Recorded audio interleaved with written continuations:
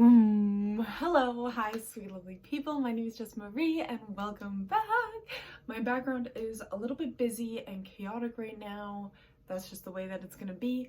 I feel that I don't have anywhere to film anymore because I used to film in the car and like doing my day-to-day errands, and that was great. I could have story time, I could just vent a little bit, talk about how I'm doing, but I don't feel as safe doing that with a little person in the car. So I think I might try to make my background appealing to be able to do this more, because I love being able to have conversation. I love talking. I love having connection with people. I think most people who are on YouTube either A, are for the money and for the potential popularity that comes along with it, but B, most people, in my opinion, the people that I watch just want a community to talk to and to share ideas with, or to share their passions with, whether it's gardening or whether it's ASMR,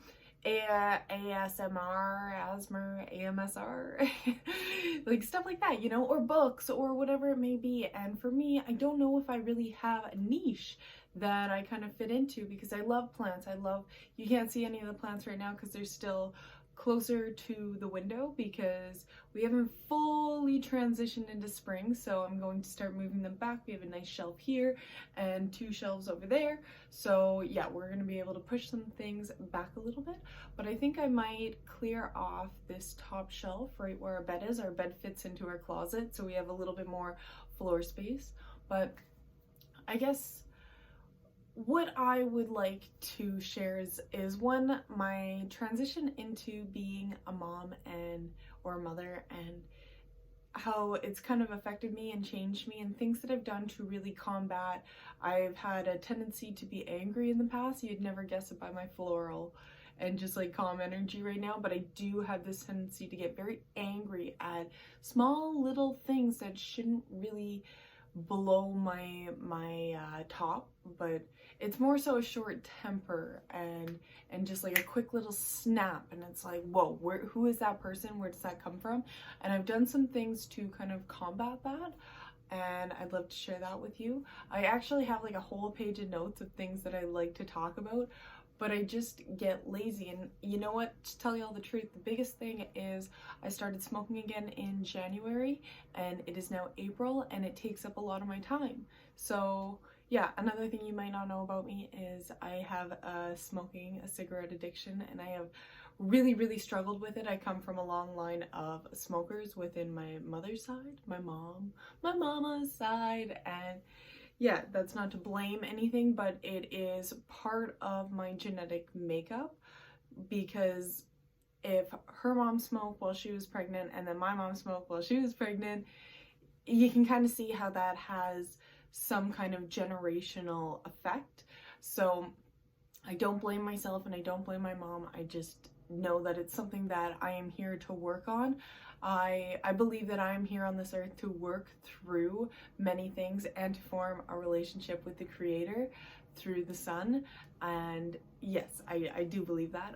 Some of the things that I do believe that I'm here on earth to work on is building an emotional toolbox, understanding emotions. We as humans, we differ so much from other creatures because we have such a wide array of emotions, and we have these very technical ways of expressing our emotion, and it's amazing to see. And it's not to say that animals, trees, bacteria don't also have emotion, but their emotion doesn't always drive the nature of their life like ours does. So it's very fascinating to me to understand emotions, and right now we're at such a high peak of talking about emotions when it comes to mental well-being, mental health, emotional well-being, and emotional health, because that's something that we don't really teach in schools either. You think of like, we teach like physical education. If you think of like the body, mind, and spirit, we really focus on like the body and how the body moves, and we don't actually learn too much about the body. I did my diploma in human kinetics, so it's kind of along the lines of kinesiology, but not as much schooling. So I learned a lot about how the body moves and how need to move all the lymph in our body and to get the heart pumping. And the heart is an ever contracting muscle, and it functions, it puts oxygen throughout the whole body and takes out toxins, and it releases through the lungs. And how important physical activity is to increase energy, to increase mood, and all these stuff. Like, it's just amazing. But we don't learn about this in regular school, in our kindergarten to grade 12, which is so fundamental. Yeah, we learn how to throw a ball, we know how to like hit a tennis ball in the racket court, and so on and so forth, but we don't understand, we don't learn or teach why it is so important to be physically active and to have good physical health.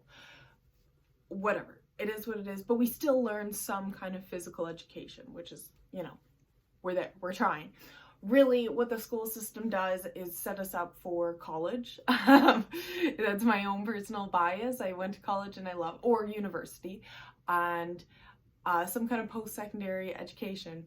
But we learn a lot of this intelligence, this intellectual, how to memorize facts and regurgitate it onto an exam, and we don't really process fully what is going on. Like, I remember studying and being so, I'm really good at taking tests. Most people can't say that, but I'm kind of a nerd. It's not the glasses either. Yeah, I love taking tests. I don't know what it is, the pressure. I'm really, really good at taking exams. And the thing with that though is information dump and then forget it and move on to the next thing. Some things kind of click, but I remember just writing things out over and over, steps and processes of how the large intestine works, or the different chambers of the lungs and the valves and all that kind of stuff, and how when we are looking at a picture of a heart, it's always backwards because you have your right and your left ventricle and arteries. But when you're looking at somebody, you have to make sure that you switch it, because whatever. So anyways, so our intellectual, if you're talking about body, mind, spirit, the mind, the intelligence portion of the mind, we really tone in on that. We just kind of focus on that main piece. And sure, there's some ways that we kind of talk about the spiritual well-being, and we can talk about the spirit in many different ways. One of the ways is through spirituality and religious sense, but I think that can be a bit controversial in schools, and I don't necessarily agree. Well, I think if it's done right, we can talk about stuff like that, and we would be able to get an understanding and maybe be able to erase some of the xenophobia or Islamophobia or stuff like that if we were able to have a conversation about these beliefs that is non-biased and non-discriminatory. I think we could really make a lot of big change if we were able to talk about these different religions and where they kind of come from, and how the West has also demonized or villainized a lot of these beliefs. Yeah, I do believe that could be a way to help. You know what, I'm gonna say this because we're coming on the 2 years of the murder of George Floyd. I am so angry that nobody taught me, I didn't know that there was still as much racism as there is, and I'm so blessed to be in this time where we're able to talk about it again, because growing up, I just didn't know, and I've always had friends who are friends because they're good people, you know? It wasn't never a color thing or anything like that, or race thing.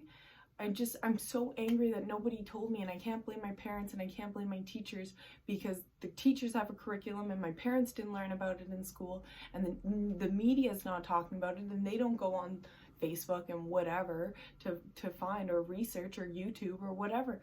And it hurts so much to not know. And I'm so blessed that if I was born in the 80s, I probably wouldn't have, or the 70s, like I might not have known the embedded racism that is in our culture, and I wouldn't be as aware of it as I am 20 years old, still very malleable in my mind and very able to absorb and understand kind of what's going on, and not to the full extent. I try to remain teachable and open, and I love having conversations that naturally occur of these kind of things.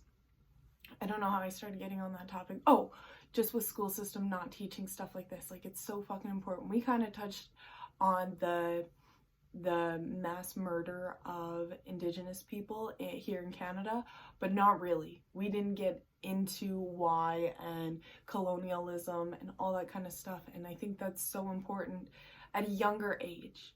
Not like grade 3, 4, but 8, 9, like that's a very good time to introduce it. I get it, World War II, World War I is so important, but it's not as much relevant lest we forget. Like, I don't want to forget that kind of stuff, and I do believe that we should still continue to teach about it, but I do think that we need to really touch on things that are relevant today, such as the colonialism, the division, the embedded racism or segregation that we don't even intend to do.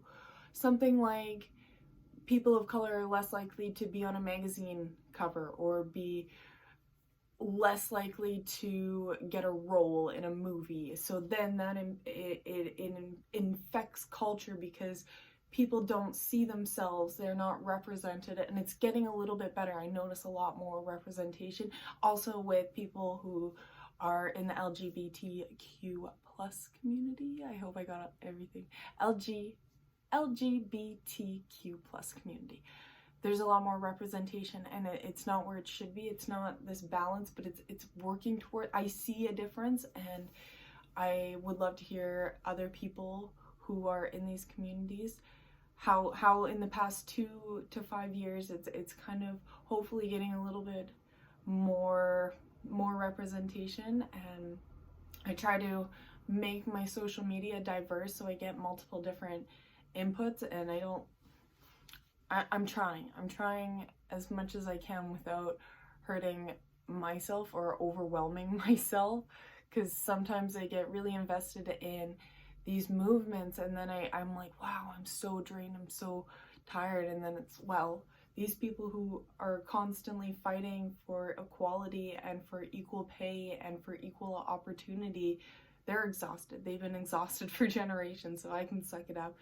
And it's like, yeah, I'm doing my best to understand and to listen, and I also haven't spoken a lot about this stuff because it is not my place to speak right now. I really want to sit back and listen, and I don't know if it's my time to speak.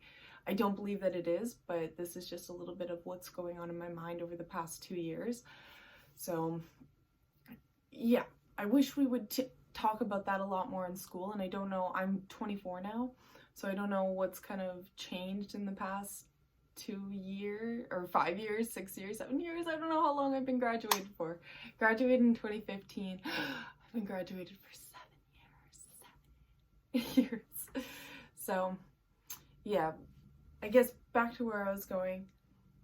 We teach a little bit about the body, we heavily emphasize on the intellectual, but the spirit portion, the emotional well-being of ourselves, we really get lost in teaching that, and we don't have a lot of tools. If our parents are working they're working jobs. I grew up with a single mom who worked 2 jobs. There's not a lot of time. We're left to learn online now that we have social media. We're left to learn online emotional intelligence, and it's so difficult to have that emotional wellness check, and it's tough. And I do believe that I'm here on earth to learn about that kind of stuff and to understand it as a human, as a person, and I would like to help teach other people well-being and wellness of the body through different types of spiritual aspects, through prayer to the Creator, to the angels, to the heavens, to the skies, and to help move energies around the body, things that are stagnant, and what activities, bringing that physical activity back into the body to help get things moving and going. And I'm so passionate about that stuff, and I hope to go to school in the fall for bodywork therapy, and we'll see. I also got a job, and it's my first shift tonight, so woohoo! So that's kind of what's going on. I thank y'all for listening. I don't know if any of you made it this far. I look pretty cute today, I'm not gonna lie. I put a little bit of concealer on and just a little bit of blush, so I feel cute. And yeah, I hope you guys enjoyed this. Have a wonderful day. Bye.